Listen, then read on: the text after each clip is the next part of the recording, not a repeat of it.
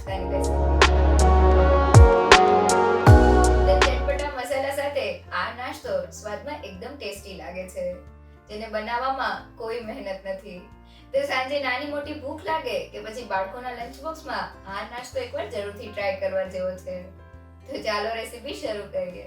લખેલી recipe video સાથે જોવા માટે ગૂગલ પ્લે સ્ટોરમાંથી ડાઉનલોડ કરો નેહાસ કુકબુક એપ. સાથે મારી ચેનલને સબસ્ક્રાઇબ કરી બેલ આઇકોનને જરૂરથી દબાવો નવા રેસીપી વિડીયો સૌથી પહેલાં જોવા માટે.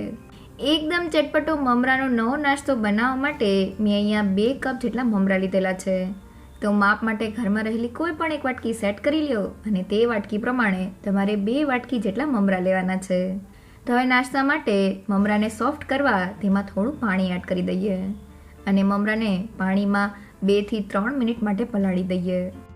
તો લગભગ 3 મિનિટ જેવું થઈ ગયું છે અને પલાળેલા મમરાને જોઈએ તો મમરાનો દાણો એકદમ સોફ્ટ થઈ ગયો છે.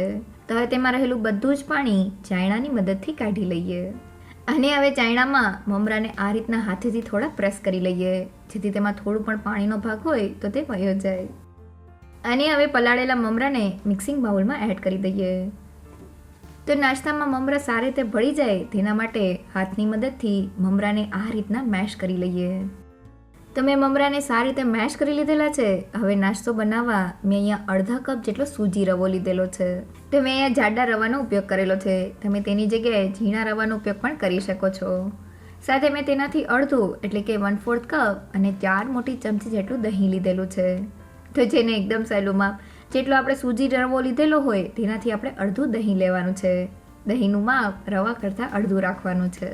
અને હવે મસાલામાં 1 ચમચી જેટલી લીલા મરચાંની પેસ્ટ, અડધી ચમચી જેટલી આદુની પેસ્ટ, સ્વાદ પ્રમાણે મીઠું અને નાસ્તો સ્ટીમ થયા પછી એકદમ ફૂલેલો બને તેના માટે મેં અહીંયા 1/4 ટીસ્પૂન જેટલો બેકિંગ સોડા એટલે કે ખાવાનો સોડા લીધેલો છે. સાથે સ્ટીમ થયેલો આપણો મમરાનો નાસ્તો ઠંડો થયા પછી પણ અંદરથી એકદમ સોફ્ટ રહે તેના માટે 1 મોટી ચમચી જેટલું તેલ એડ કરી દઈએ અને હવે હાથની મદદથી બધી જ વસ્તુને મિક્સ કરી લઈએ. તો બધી વસ્તુ મિક્સ થઈને આપણું મિક્સર આ રીતનું બાઇન્ડ થઈ ગયું છે. જો આ સમયે તમારું મિક્સર થોડું પણ છૂટું રહેતું હોય તો થોડા પલાળેલા મમરા એડ કરીને મિક્સરને આ રીતનું બાઇન્ડ કરી લેજો. તો હવે મિક્સરને 15 મિનિટ માટેનો રેસ્ટ આપી દઈએ જેથી તેમાં એડ થયેલો સૂજી રવો એકદમ સારી રીતે ફૂલી જાય. તો 15 થી 20 મિનિટ પછી મિક્સરને જોઈએ તો સૂજી રવો એકદમ સારી રીતે ફૂલી ગયો છે અને આપણું મિક્સર સેટ થઈ ગયું છે. તો હવે તેમાંથી રાઉન્ડ શેપના બોલ બનાવવા માટે મેં આ હાથને થોડો તેલવાળો કરી લીધેલો છે. હવે થોડું મિક્સર હાથમાં લઈને રાઉન્ડ શેપનો બોલ બનાવી લઈએ. તો તમે જોઈ શકો છો કે મિક્સરમાં પરફેક્ટ બાઇન્ડિંગની સાથે તેનો આ રીતનો મેં નાની સાઇઝનો બોલ તૈયાર કરી લીધેલો છે. તો હવે આ રીતના બધા જ બોલને તૈયાર કરી લઈએ. અને હવે બોલને સ્ટીમ કરવા માટે મેં અહીંયા કડાઈમાં 3 કપ જેટલું પાણી ગરમ કરવા માટે રાખેલું છે. હવે તેની સેન્ટરમાં આ રીતનો એક કાંઠો રાખી દઈએ અને બોલને રાખવા માટે આ રીતની કોઈ પણ ચાયણીને થોડા તેલથી ગ્રીસ કરીને સેન્ટરમાં રાખી દઈએ અને હવે તેમાં તૈયાર કરેલા બોલને એડ કરી દઈએ. તો મેં અહીંયા બધા જ બોલને રાખી દીધેલા છે. હવે ઢાંકણ ઢાંકીને મીડિયમ ટુ હાઈ ગેસની ફ્લેમ પર બોલને 12 મિનિટ માટે સ્ટીમ કરી લઈએ. તો અહીંયા નાસ્તાને સ્ટીમ કરતી વખતે આપણે ગેસની ફ્લેમ હાઈ રાખવાની છે જેથી તે એકદમ સારી રીતે સ્ટીમ થઈને ફૂલી જાય. તો લગભગ 12 મિનિટ જેવું થઈ ગયું છે. હવે ઢાંકણને ખોલી લઈએ. તો આપણા મમરાના બોલ એકદમ સારી રીતે સ્ટીમ થઈને ફૂલી ગયા છે. છરીની મદદથી ચેક કરીએ તો તે એકદમ ક્લીન બહાર આવે છે. મીન્સ તે જરા પણ કાચા નથી. તો હવે તેને કઢાઈમાંથી કાઢીને ઠંડા કરવા માટે રાખી દઈએ. તો સ્ટીમ થયેલા આપણા મમરાના બોલને જોઈએ તો તે એકદમ સોફ્ટ અને અંદરથી જાળીદાર તૈયાર થયા છે. આ બોલ સાથે નાસ્તો ખાવાની ખૂબ જ મજા આવશે. તો હવે નાસ્તા માટે ચટપટો વઘાર કરવા પેનમાં 2 મોટી ચમચી જેટલું તેલ એડ કરી દઈએ. હવે ગરમ તેલમાં અડધી ચમચી જેટલી રાઈ, અડધી ચમચી જેટલું જીરું, થોડા લીમડાના પાન એડ કરીને વઘારને સારી રીતે સોતે કરી લઈએ. આપણા રાઈ જીરું સારી રીતે કકડી ગયા છે. હવે મેં અહીંયા અડધા કપ જેટલી ઝીણી સુધારેલી ડુંગળી લીધેલી છે. તેને એડ કરીને ડુંગળી સેજ ટ્રાન્સપરન્ટ થાય ત્યાં સુધી તેને સોતે કરી લઈએ. તો લગભગ 2 મિનિટ જેવું થઈ ગયું છે અને આપણી ડુંગળી સારી રીતે સોતે થઈ ગઈ છે.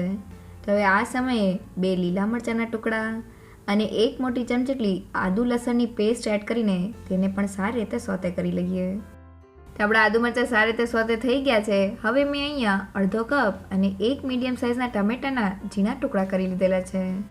સાથે ટમેટાં ફટાફટ કૂક થઈ જાય તેના માટે સ્વાદ પ્રમાણે મીઠું એડ કરી દઈએ અને ટમેટાં થોડા સોફ્ટ અને મેસી થાય ત્યાં સુધી તેને કૂક કરી લઈએ.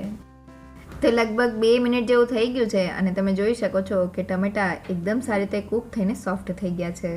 તો હવે ગેસની ફ્લેમ લો કરી દઈએ અને મસાલામાં અડધી ચમચી જેટલો હળદર પાવડર, 1 ચમચી જેટલું લાલ મરચું પાવડર અને નાસ્તાને ચટપટો સ્વાદ દેવા માટે અડધી ચમચી જેટલો ચાટ મસાલા પાવડર અને મેં અહીંયા અડધી ચમચી જેટલો પાઉંભાજી મસાલો લીધેલો છે.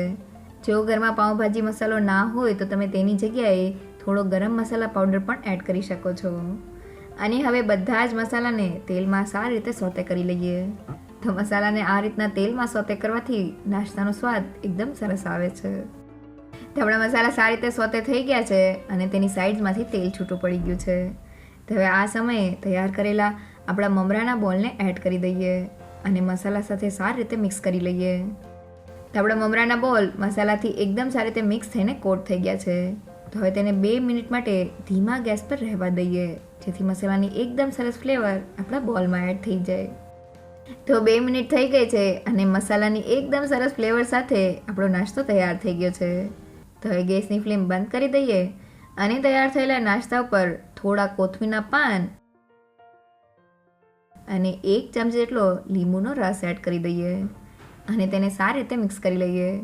તો લીંબુનો રસ આપણે ગેસની ફ્લેમ બંધ કર્યા પછી જ એડ કરવાનો છે. તો બધી વસ્તુ મિક્સ થઈને આપણો મમરાનો એકદમ ચટપટો નાસ્તો તૈયાર થઈ ગયો છે. જેને બનાવવો એકદમ સહેલો. તો સાંજે નાસ્તામાં કે પછી બાળકોના લંચ બોક્સમાં એકવાર જરૂરથી ટ્રાય કરવા જેવો મમરાનો નવો નાસ્તો ઘરે બનાવવા લખેલી રેસીપી જોતી હોય તો મેં વેબસાઇટની લિંક ડિસ્ક્રિપ્શન બોક્સમાં આપેલી છે. જો તમને મારી આજની રેસીપી ગમી હોય તો મને કમેન્ટ સેક્શનમાં જરૂરથી કહેજો. સાથે મારા વિડીયોને લાઇક અને ફ્રેન્ડ્સમાં શેર કરજો અને મારી ચેનલને સબસ્ક્રાઈબ કરવાનું ના ભૂલશો. તો ફરી મળીએ એક નવી રેસીપી સાથે.